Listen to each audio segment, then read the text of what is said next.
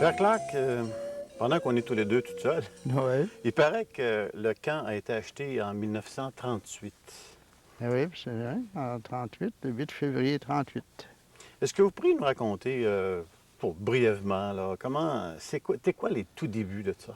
Bien, tout d'abord, les pères dominicains voulaient trouver un endroit pour que les scouts puissent aller camper. On en avait trouvé d'autres avant, mais là, on a trouvé celui-là. C'est presque une question, une histoire de pêche. Comment ça? Il y a un ami du père Lebel qui était vicaire à Saint-Pierre-Saint-Paul. Il est venu ici, par hasard, sur le lac, venir pêcher, puis il a vu un sentier. Alors, tranquillement, il a monté, il n'y a personne. Il y avait une grosse bâtisse d'abandonnés, puis 7 petits camps abandonnés. Alors, j'étais tout surpris de voir ça. Alors, il est retourné en ville, puis il a dit ça au père Lebel. Alors, ils ont fait des démarches pour savoir à qui ça appartenait, cette chose-là. Alors, à Lise, bien, ils ont renseigné que c'était anciennement un camp de Juifs qui venaient de New York. Et ça s'appelait Sonic Crest Camp. Alors, de fil en aiguille, on s'est informé, puis on a su qu'il était près le vent. Mais les Dominicains eux-mêmes ne l'ont pas acheté directement. Non, non, comme d'habitude. Parce que s'ils avaient venu faire des paires, là, tu sais, alors ils ont fait des démarches, et puis le père Lebel, on a passé au conseil d'abord qu'on achète ce camp-là, et à condition que ça appartienne aux pères dominicains, mais à l'usage de la paroisse Saint-Pierre. Alors, on a accepté ça, on l'a acheté. On a passé des contrats, et le 8 février 1938, on a signé un chèque. Bon, on ne dirait pas le montant, mais on peut même vous le dire si vous voulez, c'est 3 000 piastres. Ah, ben, écoute, 3 000 Mais dans ce temps-là, il y avait seulement 35 acres de terre. C'est ça. Vous comprenez? Bon, c'est ça que je voulais vous demander. Là. Vous avez dit 35 acres de terre. Pourriez-vous délimiter le terrain puis dire un peu les bâtiments, comment c'était? Bien, pour ce premier achat, il y avait la grosse bâtisse qu'on appelle le foyer maintenant, qui était en croûte, bâtie en croûte. Et puis, il y avait seulement qu'un étage, malgré que la hauteur était plus grande qu'un étage. Mais on avait juste une galerie. Et comme appendice des gens qui étaient là, anciennement, les Sonnecrest, il y avait un appendice vers la montagne, et c'était là la cuisine. Alors, vous voulez parler toujours du foyer? Du foyer, ici, oui, je parle toujours du foyer, parce que c'est le oui, bâtisse le principal. Alors, le réfectoire était là. Et le réfectoire était là, dans le foyer, d'un côté de la cheminée, de ce côté-ci, c'était les réunions, et puis il y avait les petits camps. Combien y avait-il de petits camps à ce moment-là? Il y avait 7 petits camps, 7. Puis, ils étaient finis en croûte. Est-ce qu'ils étaient répartis un peu chaque côté, comme on a là, ou bien c'est... Non, la première fois qu'on a acheté, c'était seulement d'un côté. Du côté des cabines des fourmis, aller au Vison. Oui, puis là, en s'en allant vers le lac. Ouais. Puis, est-ce qu'il y avait une autre salle, comme la salle de théâtre, par exemple? Non, il n'y a pas de salle de théâtre. C'est que le Père Lebel qui a construit la salle de théâtre. Et puis, il l'a construit à la suite des petits camps. Vous voyez, quand on s'en envoie le lac, là, du même côté. C'est ça. Et, mais comment se fait-il que la salle de théâtre soit plus là? Bien, un jour, vous savez, un autre est arrivé, après le Père Lebel, il y a un autre qui est arrivé, et puis, je ne sais pas, il y a des ambitions. Ben, peut-être. Alors, mais il y en a plusieurs qui ont donné des ambitions, à agrandir, à grossir. Alors, c'est ça comme ça que l'histoire s'est faite. Alors, c'est comme ça qu'a débuté. Maintenant, il reste quand même, vous avez dit tantôt que le camp avait 35 acres. Oui. Là, présentement, il y en a 252. 252. Pourriez-vous nous dire qui l'a acheté? Ceux qui connaissent ce camp, ils savent qu'on a un petit ruisseau, on a des cabines. Justement maintenant. Ici, là, pas loin, là. Alors, la limite, c'est la limite du camp, ça. Oui, le ruisseau. Et du côté de l'administration, c'était juste en avant de l'administration. Oui. J'ai construit l'administration sur le terrain du voisin. En d'accord. C'est une autre histoire. Et puis, alors, c'est comme ça qu'on a grandi. Ça, c'était la première La partie. première partie, 35 heures. Après ça, on a acheté la ferme, parce qu'on arrivait devant une ferme quand on arrivait à Oui. le chemin en haut. Et puis, on ne descendait pas le chemin comme il est là actuellement, en droit. C'était pas là? On faisait le tour dans le bois, dans le champ. Il se trouvait arrivé où, ici, au camp? Il se arrivait ici en arrière des petits camps, là. En arrière de la ruche puis de Oui, l'atelier? oui, là? à peu Voulez-vous près, oui. dire que le petit sentier qu'on a qui monte en haut, c'était le chemin? C'était le petit chemin, ça, comment ça. C'était le vrai chemin. Le vrai chemin, oui. Est-ce que c'est vous qui avez fait faire le chemin actuel? Non, là, j'ai fait pavé. Le chemin, là, tout de suite, après qu'on ait eu acheté, le père Lebel, qui était très entreprenant, lui, ici, Oui.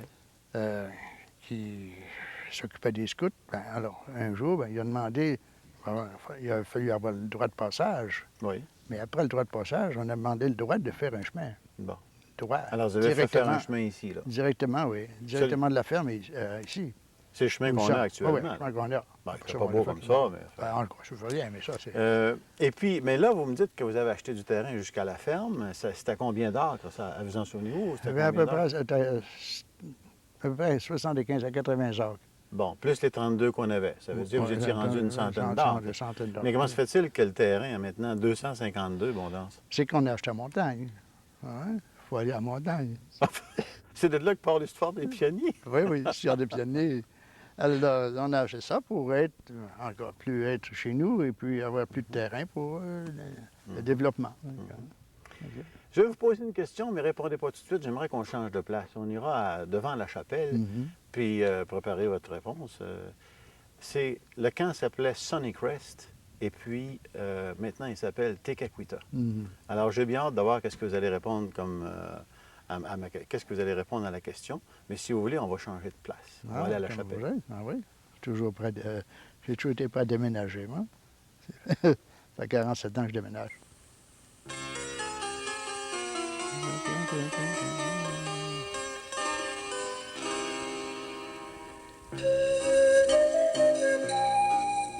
Père Clark, pas juste vous qui déménagez, on est déménagé nous aussi, on est devant la chapelle. Oui, mais La chapelle, Père Clark. la chapelle, Vous avez beaucoup de choses à dire. Hein? j'aurais beaucoup de choses à dire. Prenez le temps, on vous écoute, Père Clark. D'abord, comme je dis, j'ai remplacé le père Lebel. Hein? Oui. On a remplacé le père Lebel. En 42, en 43, au mois de mai 43. Et moi, je suis occupé de voir ce que c'est qu'il y avait à faire aussi. C'est ma première expérience comme camp, comme directeur d'un camp. Je ne connaissais pas ça. On fait des expériences. Puis quand on fait des expériences, on fait des bonnes, des fois, moins bonnes. C'est ça l'expérience. Ça fait que, mais tant tout, que je voyais le développement du camp, etc., j'ai dit, première chose à faire pour moi, c'était de faire une place pour le bon Dieu. Oui. Alors, j'ai propagé l'idée qu'on logerait d'abord le bon Dieu. Et puis après ça, on se logeait. Et puis, en même temps, on réparait pour on logeait d'autres personnes, mais tout de même. Alors, j'ai propagé l'idée à mes amis, puis ça. J'ai dit, il faudrait faire quelque chose, mais tout de même, question monétaire n'était pas là, on n'avait pas d'argent. Alors, on se faisait des organisations. Mais les deux grosses organisations que j'ai faites, c'était de faire, dans ce temps-là, en 42, 43, les automobiles étaient assez rares, c'était pendant la guerre. Alors, il fallait... J'avais eu par mes amis la chance d'avoir deux automobiles à très, très bon prix, etc. Alors, on s'est mis, j'ai fait un groupe avec les hommes de la paroisse, la Ligue du Saint-Nom de Jésus, qui m'ont été bien, bien fidèles. Alors, on s'est fait un tirage. La première automobile, je l'ai organisée avec tous eux autres. Là. On peut savoir quelle marque c'était, Père? Oui, c'était un Chevrolet. Un Chevrolet. Un Chevrolet. Et puis, je me souviens que dans le temps, d'avoir vu des photographies où il y avait beaucoup, beaucoup de véhicules qui étaient noirs. Celui-là, il était rouge Bourgogne. Est-ce que je me trompe? Oui, non, il était rouge. En tout cas, pas rouge les pompiers, mais il était rouge. Oh, oui, c'est ça. Alors, on a fait une organisation, puis un tirage, et puis j'ai fait, comme on appelle en français, là-bas, ici à Lewiston, un lawn party Mhm. qui a fallu avoir des groupes, des gens qui s'occupaient d'un kiosque, puis d'un autre kiosque, et puis le tirage d'automobile, puis le tirage de ci, le tirage de ça. Alors, c'était un tirage, c'était pas un tiraillement, c'était un Non, tirage. c'est un tirage. Alors, on a fait, tirage. avec l'automobile, la première fois, on a fait 6 000 piastres. La première. La première. La deuxième, ben, je ne voulais pas tout déranger du monde. J'en ai fait une deuxième l'année suivante. Et puis là, ben, on a fait un petit peu moins. On a ramassé encore 5 000 piastres. Ben, j'étais encore confortable. C'est un bon 150 000 aujourd'hui. Ah, ben oui, ça. Parce qu'on a payé le camp 3 000. Ouais, c'est ça. Vous savez, vous pouvez comparer. C'est ça. Oui. Et puis, ben, fait que là, ben, on a décidé. Mais avant de faire une chapelle, construire quelque chose, il faut toujours avoir des plans. Mais d'abord, il fallait avoir le lieu. Oui. Le lieu, vous l'aviez. Vous avez Ben, choisi ce on lieu a ici, là. oui. On va en C'est arrière. ça. J'ai choisi ici, hein, j'ai choisi le plus haut point du terrain qu'on possédait. Vous en avez dans le fait temps. le haut lieu du Ah, camp. ben oui, il fallait que pour loger le bon Dieu, puis ceux C'est qui servent le bon Dieu. Puis qu'est-ce qui a fait pas les projets, mais comment on appelle ça, l'architecture? Bien, j'avais mes amis de Québec, puis je connaissais un nommé Demel. Je le connaissais bien parce qu'il avait marié mon ancienne blonde. Oh, Une demoiselle Belle Brophy, une Irlandaise. En tout cas, ça, c'est une histoire de personne. la cigale tout de ayant même- chanté tout l'été, hein, oui, mon oui. père? Tout de même, il était heureux de faire ça pour moi. pour le Oui. gars. Alors, il m'a fait le plan de la chapelle telle qu'elle est actuellement. Mhm. Et, alors, Puis vous, vous êtes mis à rêver parce que vous aviez un plan, là, Oui. puis vous aviez un peu d'argent, vous avez fait une espèce de reproduction, enfin, dans votre tête. C'est vous qui avez fait ça avec oui, quelqu'un? ça, avec réplique, en hiver, non. D'abord, l'architecte m'a fait les plans à l'échelle. Non, je me souviendrai toujours. C'était 36 pouces. Le petit chapelle à 36 pouces, puis à 18 de long, puis 18 pouces de large. Donc, hein. elle est vraiment à l'échelle, À l'échelle, comme la chapelle, c'est à 2 pieds au pouce. y hein. compris le Alors, clocher, mesuré, puis puis, oui, oui. Très bien fait. Ah oui, c'était qu'on a fait ça l'hiver, avec un autre frère chez nous, un père, frère Badeau. Et c'est en 48, je crois, que vous avez Et construit la chapelle. 48, on a bâti. Ah, oui, 48, elle était 48, Mhm. au printemps 48. Puis avec le reste du bois, je pense que vous avez fait un autre chalet bien important. Ben ça, oui, il fallait bien loger l'autre.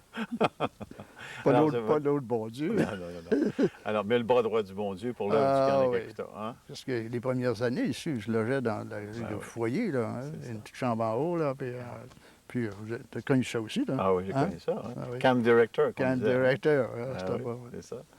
Donc, c'est l'histoire de la chapelle, ça. D'ailleurs, on a des photographies dans les albums, puis on a Mhm. même des diapositives qu'on espère pouvoir montrer un bon jour Mhm. à l'écran, où on voit l'arbre qui est ici, juste en arrière de Mhm. vous, à Ouais. votre gauche, là, qui était tout petit par rapport à la chapelle, Ah, qui est il maintenant était, rendu ouais, très gros. c'est très gros, oui. Oui. C'est comme le camp, il était tout petit quand tu as commencé, mais ça a grossi. Mhm. Ah, oui. Vous aviez parlé tantôt que sur le camp, il y avait des bâtiments qui étaient faits en croûte. Le foyer, ça s'appelait pas le foyer, tout ça. Ça a été refait en 1957, bien sûr. Mhm. Mais pas loin de vous, en arrière, à gauche, là, on voit Béthanie d'abord. Mhm. Béthanie, c'était pour loger qui, ça, Père Clark, dans les débuts? Ben, dans le début, les premières années, on avait un camp de filles. Oui, on en On parlera avait un tout à camp de l'heure, garçons, oui, oui, c'est puis ça. on avait un camp de filles. Mais alors, pour surveiller les jeunes filles, on avait les sœurs dominicaines Ah bon. de notre école Saint-Pierre. Puis c'est là qu'elle logeait. C'est là que À logeait. Béthanie. Maintenant, le réfectoire, vous avez dit tantôt, lorsqu'on s'est interviewé au rond-point, que le réfectoire était au foyer, un prolongement du Mhm. foyer. Mhm. Mais maintenant, on en voit un très joli Mhm. réfectoire. Ouais. Je me souviens qu'en 1951, quand je suis arrivé, on était au foyer, au Mhm. foyer Le avec foyer le du réfectoire. foyer, ouais, ouais. Mais on a commencé en 52, 53 à faire ça. Mhm. Là. Ouais. Ça a dû prendre des sous, ça aussi. Là. Oui, mais je ne sais pas. Vous étiez Des fois, parti tu sais, sur un air d'aller. il restait encore des bons amis, tu sais. C'est ça, oui. On faisait moins d'organisation. D'abord, Mhm. puis Ouais. j'avais vieilli, mais c'était des bons amis, des bons bienfaiteurs. Oui. Alors, Alors, c'est avec ces bons amis-là que vous avez fait le camp. On en parlera dans quelques instants. Avant de nous en aller vers votre chalet, parce que j'aimerais qu'on aille faire un tour sur le bord du lac, Mhm. près de votre chalet. On va être bien chez vous si vous voulez m'accueillir. En arrière de vous, sur le mur, il y a une cathérie qui a été faite spécialement pour le camp. Pourriez-vous nous dire un petit mot de son auteur et puis Bien, c'est une artiste, comme vous pouvez voir. C'était une de mes amies. C'était justement, plus précisément, l'épouse d'un de mes confrères de classe du Collège Saint-Anne de Pocatière. Alors, M. Rioux, c'était votre confrère de Mon classe? confrère de classe, oui. Je le connaissais très bien, moi je connaissais bien. Alors, après qu'il ait fait ses études dans Nanterre, puis il m'invitait de temps en temps à descendre. Il y avait une belle maison dans le bas du fleuve. Oui. Alors, j'allais passer quelques jours de vacances là. Et puis, j'ai bien connu Mme Rioux. C'est à cause de M. Rioux que vous avez connu Mme Rioux. Oui, si je comprends ça bien. avant. Oui, oui. Mais est-ce que c'est de la légende dans ma tête ou si c'est du vrai, ça? Vous dites Sainte-Anne, mais est-ce que vous n'avez pas été non plus à Saint-Louis-de-Gonzaire? Oui, on était tous les deux là à Saint-Louis-Gonzaire. M. Rioux, M. puis vous? Rioux aussi, puis moi aussi. Lui, M. Rioux venait d'en bas du fleuve, puis moi je venais de Québec. Ah, Ouais, oui. en décor. Vous savez que les religieuses de Saint-Louis-de-Gonzague, j'y vais souvent, puis on a des Ah campeurs de là. Ouais, ouais. Je pense que l'hiver prochain, je vais leur demander de sortir votre photographie. Ah, ben ça, c'est une photographie de jeunesse. Une chance que j'ai plus de barbe. Ah oui. Alors, Père Clark, si vous voulez bien, on va se quitter ici. On va descendre vers votre chalet pour aller finir l'interview. Là, j'ai des bonnes questions à vous poser. Je ne les dis Ah, pas d'avance. Ah, Chaud? ouais.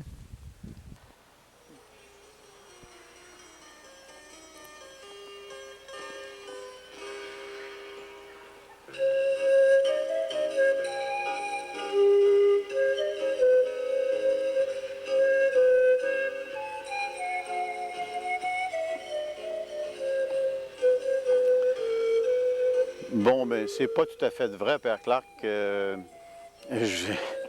J'ai pas de questions, puis les questions, elles ont été posées.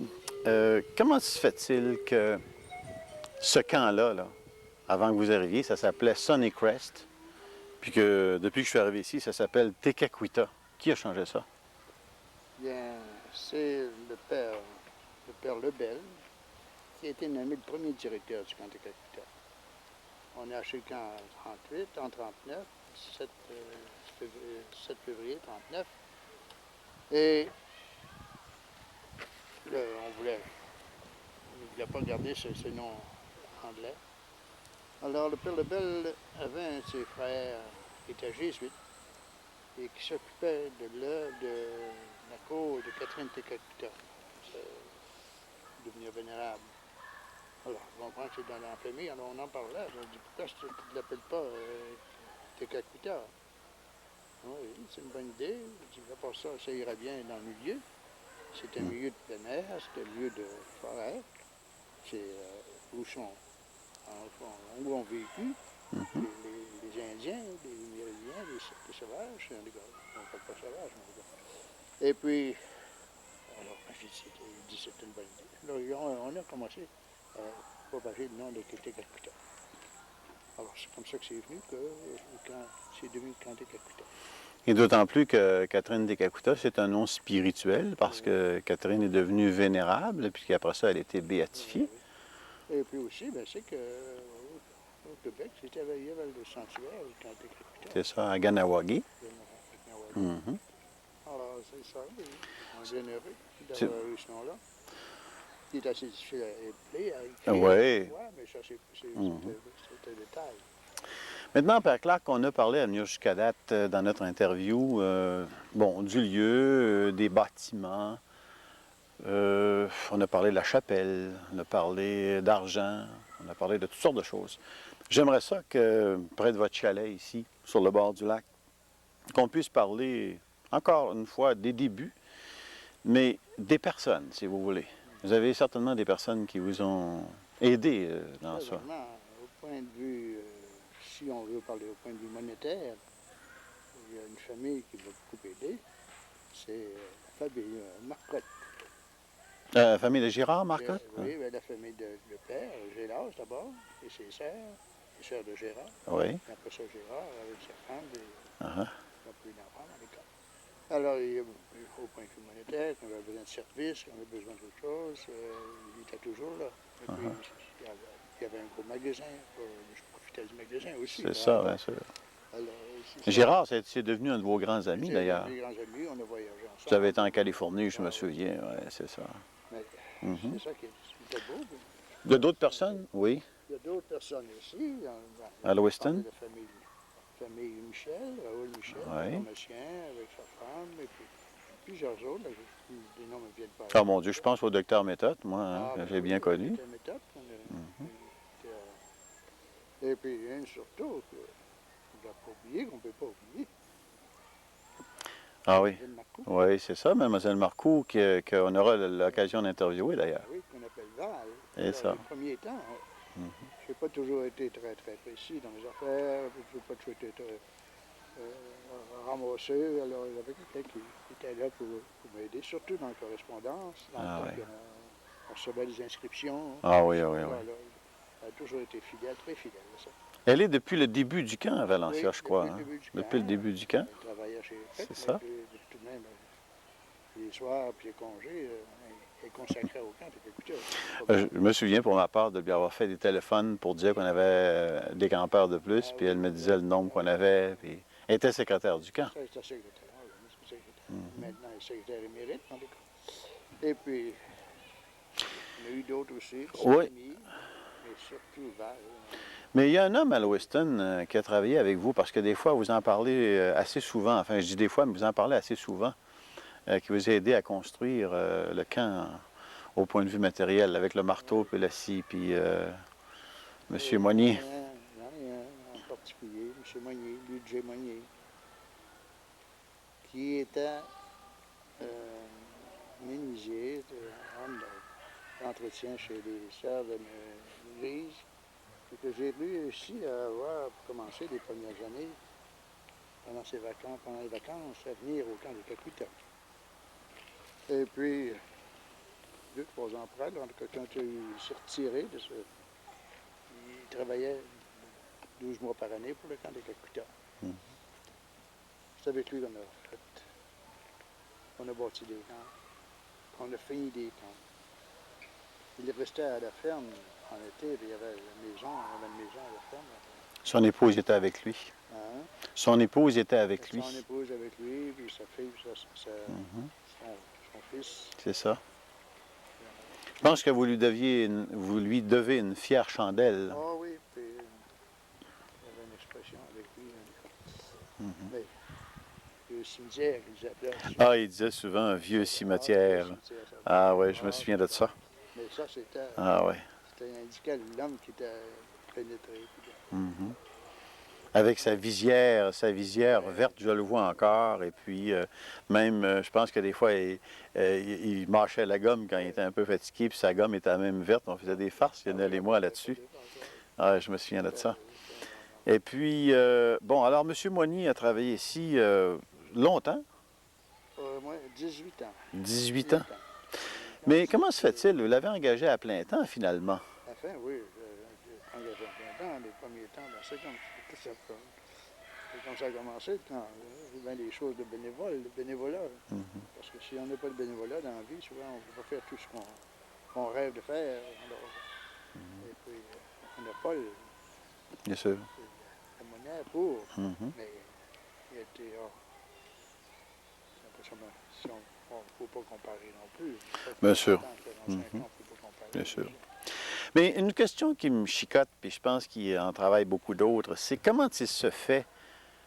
Moi, en tout cas, quand je suis arrivé ici en 1951, il y avait déjà l'abbé Barnard du Canada et puis un grand nombre de moniteurs du Canada. Qu'est-ce que c'est qui est arrivé? Pourquoi vous n'alliez pas à Lewiston? Vous êtes allé à Lewiston un peu, mais là, finalement, vous avez changé, je ne sais pas. Bien, comme un bon vieux Québécois, je trouvais un peu mal, j'étais toujours au Québec. Parce que les Dominicains étaient tous de Québec. Ah oui, on était tous au Québec. Parce qu'à Lewiston, ça parlait français. Ça parlait français. On est venus comme Français, comme Canadiens français. Et il y a eu des années qu'on ne parlait pas l'anglais du tout dans la paroisse. Quand je suis arrivé ici, en 40, je me rappellerai toujours ça. C'est une histoire. Le père curé, justement le père Marchand, qui dit à Val, avant ça, il dit « Hey, on va avoir un nouveau vicaire, là. » Puis, je ne sais pas s'il parle français, c'est un ami Clark. Alors, c'est pas resté là. Hein. Alors, tu diras pas que je parlais pas langue. Oh, Alors, je n'ai pas appris, je parlais seulement français.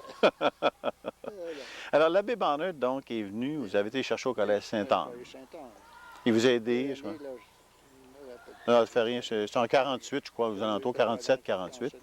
Il vous a aidé pendant un certain nombre d'années, Jacques. Oui, il était une chef de camp, comme on Oui, dirait, c'est ça. directeur. Oui, c'est ça. Et puis après ça, l'abbé, on a été à un autre collège aussi. Par quel heureux hasard, on a frappé, on a eu l'abbé Dion. Ah oui, le père Dion, Lionel, c'est ça. Et puis, ben lui, ben, grâce à lui, on a un autre collège des vies. C'était pas chauffeur de Saint-Anne, mais un autre collège des vies que j'ai eu. Puis, il s'appelait, ben, Je sais pas. oui, Gaston Lapointe. Ah oui, La propagande s'est faite.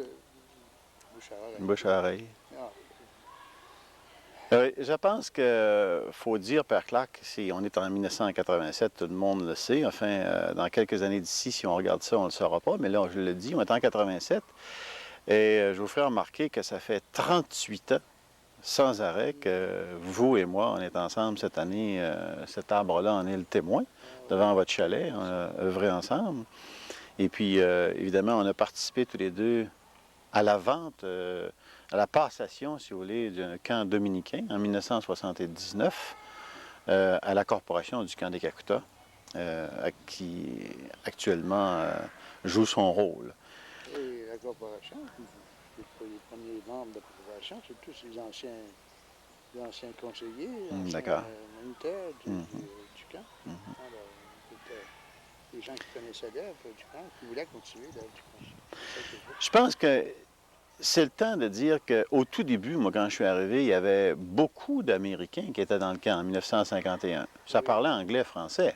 Oui, mais ça parlait plutôt français. Mais ça avait diminué. On a eu des groupes d'Américains, mais il fallait qu'ils parlent français. C'est ça. Parce que dans notre paroisse, anciennement, en 1940, quand je suis arrivé ici, on parlait pas l'anglais. On parlait pas l'anglais.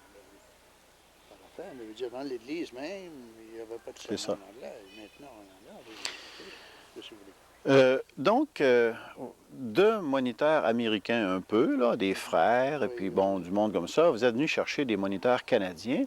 Et puis, la question m'est souvent posée, comment se fait-il que c'est un camp canadien-français? Bien, c'est que le camp a pris un essor considérable. Vous avez été aidé par un tas de monde. Et puis, l'abbé Barnard a drainé, a amené avec lui du monde, et l'abbé Lapointe a fait la même chose. Puis tous ceux que ces gens-là ont amenés ont eux-mêmes attiré du monde ici. J'aime mieux le mot attirer. Oui, c'est ça. Puis les moniteurs que j'ai eus ont donné le bon exemple, puis ils ont amené d'autres. C'est ça. Alors, ça nous donne un peu, je pense, un bon tableau de l'histoire du camp. C'est une historique qu'on voulait le moins long, mais le plus long aussi possible, de l'histoire du camp. On aura sûrement l'occasion de vous faire faire partie d'une table ronde, oui, je dis bien, sur le camp des Kakuta. Moi, je voudrais, à ce moment-ci de notre rencontre, tous les deux, Père Clark, dire à tous ceux qui nous écoutent un petit mot. Vous avez parlé, Père Clark, du Père Lebel, qui était ici dans les tout débuts du camp. Il y a un autre père aussi, le Père Cossette. Mais moi, je voudrais dire à ceux qui nous écoutent présentement que ces pères, qui étaient des vicaires à Lewiston et qui sont devenus les directeurs du camp, ont participé, bien sûr, à l'œuvre du camp, je dirais, comme les tout premiers. Mais je voudrais dire une chose, à ceux qui, par hasard, ne le sauraient pas, c'est que le Père Clark a pris le camp comme directeur, et puis, moi, je peux affirmer que c'est le fondateur du camp des Kakuta, et que c'est le grand chef du camp des Kakuta, qu'il a été pendant longtemps. Les années, je pense qu'on les compte plus. Il reste une chose, c'est que je voudrais lui rendre aujourd'hui un hommage. Les mots me manquent sérieusement pour dire tout ce qu'on doit à cet homme-là. Te Kakuta Elle s'appelait autrefois Waniseria, qui veut dire « belle journée ». C'était beau pour une petite Indienne de s'appeler « belle journée ». Mais un jour, elle était malade. Une épidémie qu'il y a eu dans la tribu. Et son père et sa mère sont morts, son frère aussi. Et elle-même a été atteinte dans ses yeux. Elle est devenue aveugle, presque. Et c'est quelqu'un qui lui a crié « Tekakwitha ». Ça veut dire ça, celle qui avance en hésitant. Je pense, pour avoir connu de très près le père Clark, qui est un peu mon père, que le père aussi, à certains moments, a avancé dans la noirceur, je dirais dans la foi. Il y avait des tunnels noirs, il avançait en hésitant, mais grâce au Seigneur, il a avancé. Ici, nous sommes tous ensemble dans cet immense terrain, cette grande beauté, dans l'œuvre du camp des Kakuta. C'est à cause du père Dominique Rémy Clark. Je lui rends donc un vibrant hommage au nom de tous ceux qu'il a formés dans ce camp et au nom de tous ceux qu'on entend chanter, crier leur joie. Et à tous ceux qui sont dans les montagnes présentement, qui gravissent non seulement la montagne extérieure, mais la montagne intérieure de leur cœur. Père Clark, je voudrais vous dire un gros merci d'avoir accepté notre invitation. C'est moi qui vous remercie.